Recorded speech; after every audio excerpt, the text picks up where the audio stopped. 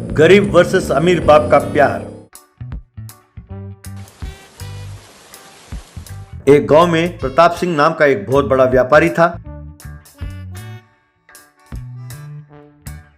उसके दो बच्चे थे, गौरव और आरती। उसके बंगला के पास ही एक झोपड़ी में राम सिंह नाम का एक मजदूर रहता था। उसके भी दो बच्चे थे, भोलू और गुड़िया। प्रताप सिंह को अपने बच्चों से बहुत प्यार था। वो हर रोज अपने बच्चों को खुद ही कार में ले जाकर स्कूल छोड़ता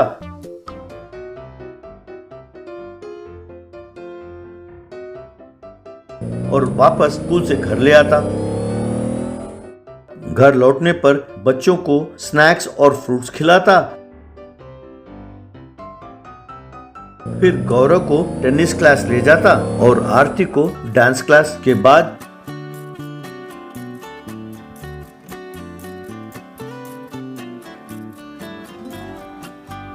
उन दोनों को खुद ही मिनी बाइक और मिनी कार में खेलने देता।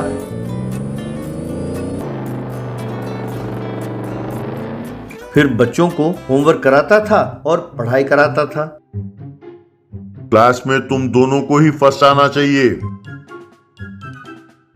एक दिन बहुत तेज बारिश हो रही थी। प्रताप सिंह आदत अनुसार स्कूल के बाहर कार में प्रतीक्षा कर रहा था। स्कूल के खत्म होते ही प्रकाश सिंह दो छाते ले गया और स्कूल से बच्चों को कार में ले आया।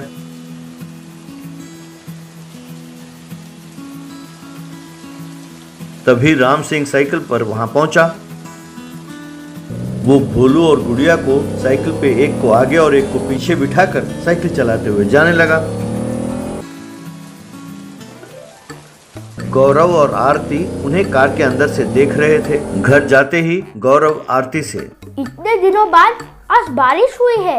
अगर हम भी गौरव और गुड़िया की तरफ बारिश में भीगते तो मजा आ जाता। पिताजी ने तो हमें कार तक भी भीगने नहीं दिया। अगले दिन प्रताप सिंह अपने कार में बच्चों को बाहर ले जा रहा था। भोलू और गुड़िया अपने घर के बाहर मिट्टी के और लकड़ी के खिलौनों के साथ खेल रहे थे। आरती और गौरव ने ये देखा।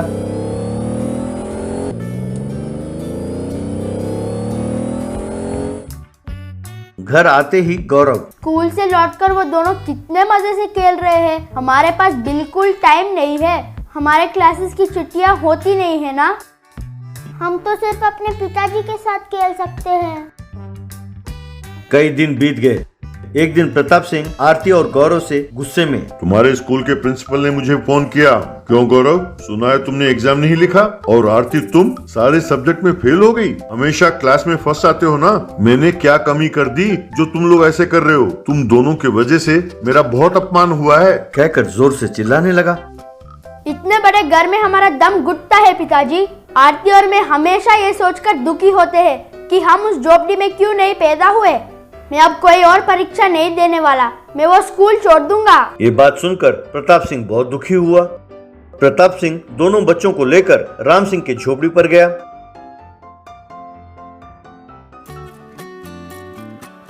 उन्हें देखकर राम सिंह बहुत हैरान हुआ। देखो राम सिंह, मेरे पास बहुत पैसे हैं। इन्हें जो भी चाहिए मैं 1 मिनट में खरीद कर दे सकता हूँ। जब मैं छोटा था तो मेरे पिताजी हमेशा अपने व्यापार में बिजी रहते थे। मैं उनसे मिलने के लिए कई दिन तक तरसता रहता था। मैं नहीं चाहता था कि मेरे बच्चों के साथ ऐसा हो। इसीलिए मैंने अपने व्यापार को कम कर दिया और बच्चों के साथ समय बिता रहा हूँ। लेकिन फिर भी मेरे बच्चे ये सोचते हैं कि वो तुम्हारे झोपड़ी में पैदा क्यों नहीं हुए। तुम ऐसा कुछ करो कि उन्हें पता चले कि मुझ जैसे पिताजी के घर पैदा होना कितने नसीब वाली बात है। तुम अपने बच्चों से कहो कि इन दोनों को समझाएं कि वो कितने बदनसीब हैं जो तुम जैसे गैर जिम्मेदार पिताजी के घर पैदा हुए। राम सिंह मुस्कुराते हुए, मैं तो बहुत छोटा आदमी हूँ साहब। छोटी मुंह और बड़ी बात। आपने अपने बच्चों को सब कुछ दिया लेकिन उन्हें आजादी नहीं दी। पढ़ाई आपकी मर्जी, उनका खेलना कूदना आपकी मर्जी, क्लास में भी आप ही की मर्जी, और तो और खाना भी आप ही की मर्जी से खाते हैं। इसीलिए वो परेशान हैं। आप सिर्फ ये सोचते हैं कि उनके लिए क्या अच्छा है, लेकिन आप ये नहीं सोचते कि उन्हें ये पसंद है या नहीं। मैं सिर्फ ये सोचता हूँ कि उन्हें क्या पसंद है। इसीलिए जब कभी वो बारिश में भीगना चाहें या पानी पूरी या आइसक्रीम खाना चाहें तो मैं उन्हें रोकता नहीं। मेरे पास जो कुछ है उसी में उन्हें जैसा पसंद है वैसे रहने देता हूँ, इसीलिए वे दोनों खुश हैं। मैं मानता हूँ कि मैं आप जैसा धनवान नहीं हूँ और आप जैसे बच्चों के लिए मैं समय नहीं दे पाता। दिन में कमाओ तो रात को चूल्हा जलता है। मैं तो सिर्फ अपने बच्चों को पढ़ाई के लाभ बताकर उन्हें मन लगाकर पढ़ने के लिए कहता हूँ, लेकिन आप जैसे फर्स्ट रैंक लाने के लिए दबाव नहीं डालता। जो हम नहीं कर पाए हम बच्चों से कराने के लिए उन पर दबाव नहीं डालना चाहिए साहब। और साथ साथ जो हम हासिल नहीं कर पाए वो बच्चे हासिल करें, इसके लिए उन पर दबाव नहीं डालना चाहिए। अगर मैंने कुछ गलत बोल दिया हो तो मुझे माफ कर दीजिए साहब। मैं तो अपने बच्चों को ये दिखाने लाया था कि तुम्हारे पास क्या नहीं है। मैं तो उन्हें ये दिखाने लाया था कि देखो तुम दोनों को हर किस्म की सहूलियतें दी हैं और तुम्हारे पास क्या नहीं है। मैं जब वो खेलते थे ये ध्यान देता था कि कहीं उन्हें चोट नहीं लगे, पर मैं नहीं जानता था कि मैं उनकी आजादी छीन रहा हूँ। पर मैं ये समझ नहीं पाया कि मैंने घर को इनके लिए कैद खाना बना दिया। कल से तुम्हारे बच्चों के साथ मेरे बच्चे भी खेलेंगे। प्रताप सिंह में आए इस बदलाव को देखकर आरती और गौरव बहुत खुश हुए। उस दिन से आरती और गौरव मन लगाकर पढ़ने लगे और अच्छे मार्क्स लाने लगे। प्रताप सिंह भी ये देखकर बहुत खुश हुआ। Squid game police thief arrest. एक गांव में एक स्कूल था, उसमें गरीब बच्चे और अमीर बच्चे मिलकर पढ़ते थे। अमीर बच्चे हमेशा गरीब बच्चों को चिढ़ाकर मजाक उड़ाते थे। एक दिन अतुल नाम का अमीर बच्चा, अरे इन गरीब बच्चों को जितना भी चिढ़ाकर मजाक उड़ाया तो भी और भी चिढ़ाने का मन करता है यार। हम कितना सताने से भी वो लोग हमेशा खुश ही रहते हैं यार। हाँ यार, परसों को वो गरीब एडा विपुल का बर्थडे किया तो ये सब गरीब कहे के जाकर बहुत एंजॉय किया बोल रहे हैं। इन लोगों को पैसा नहीं है तो भी हमेशा हंसते खेलते कैसे रहते हैं यार। खुशियाँ पैसे में नहीं है बोलते हैं ना, वो शायद सच है यार। इनको देखकर तो ऐसा ही लग रहा है। इतना सीन नहीं है मगर पैसे में ही सब कुछ है यार। समय आने दो तब दिखाता हूँ उन लोगों को सिनेमा। एक एक को बहुत रोना पड़ेगा गरीब एडे। अगले दिन क्लास में टीचर, बच्चों बहुत जल्द साइंस एग्जीबिशन शुरू होने वाला है, उसमें जो भी भाग लेना चाहते हैं वो उनका तैयार किया गया चीज को लाकर स्कूल में दीजिए। अगर आप लोगों को कोई दिक्कत नहीं है तो एग्जीबिशन होने के बाद उनको स्कूल को दे सकते हैं, वो आपकी मर्जी है। Wish you all the best. अगले दिन बच्चे सब एक एक आइटम के साथ आए। अतुल एक खिलौना को साथ में लेकर आया। बच्चों ने दिया हुआ आइटम्स को टीचर ने एक रूम में रखा।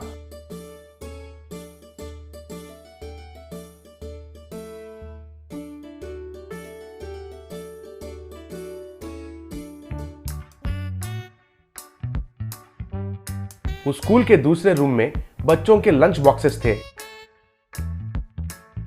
क्लास में बैठा हुआ अतुल ने रिमोट बटन को दबाया तो वो खिलौना रूम में जाकर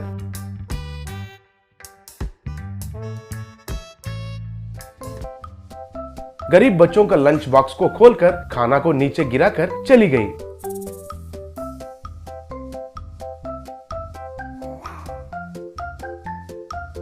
लंच ब्रेक में गरीब बच्चे ये सब देखकर चौंक गए। बेचारे सब जाकर नल से पानी पी रहे थे। तब फिर से अतुल ने रिमोट को दबाया। इस बार वो खिलौना क्लास में जाकर गरीब बच्चों का किताबें फाड़ कर फेंक दिया।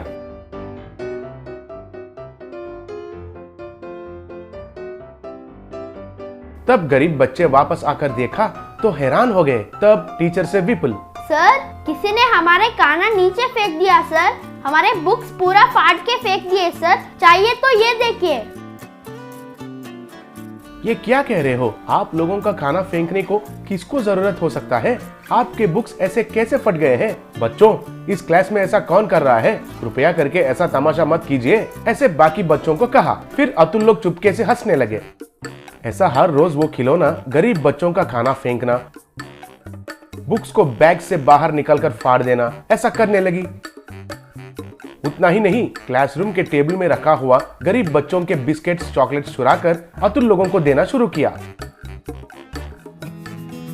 एक दिन विपुल, क्या है यार, हर रोज हमें खाना खाने को नहीं मिल रहा है, बुक्स पूरा फट रहे हैं यार। नया खरीदने के लिए घर में पैसा पूछा तो घर में मारेंगे यार। ये सब कैसे हो रहा है, कुछ भी समझ में नहीं आ रहा है यार। एक दिन विपुल खिलौने रखा हुआ रूम में जाकर उधर के खिलौनों को ध्यान से देखना शुरू किया।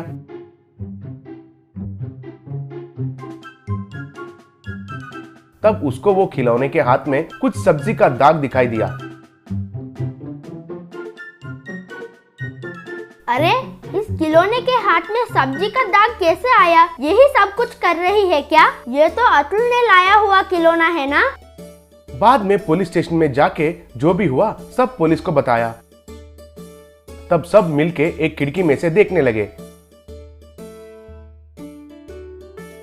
तब क्लास के अंदर बैठा हुआ अतुल रिमोट को दबाना, फिर तुरंत वो खिलौना चल के लंच बॉक्सेस के पास आके खाना को गिराना, ये सब दिखाई दिया। तभी तुरंत पुलिस जाके उस खिलौना को पकड़े। हे खिलौना, यू आर अंडर अरेस्ट। तब खिलौना डर के मारे रोने लगी। सर मुझे कुछ भी मालूम नहीं है सर। वो रिमोट जैसे दबाता है मैं वैसे करती हूँ सर। मुझे छोड़ दीजिए प्लीज। मेरे रिमोट अतुल के पास रहता है।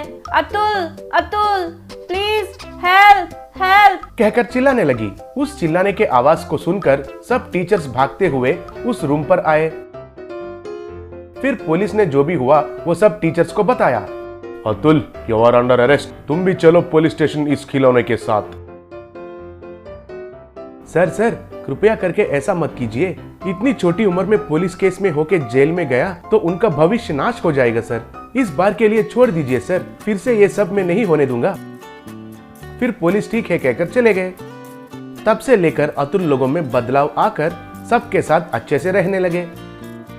वो खिलौना भी बच्चों के साथ खेलते हुए उसी स्कूल में रह गई।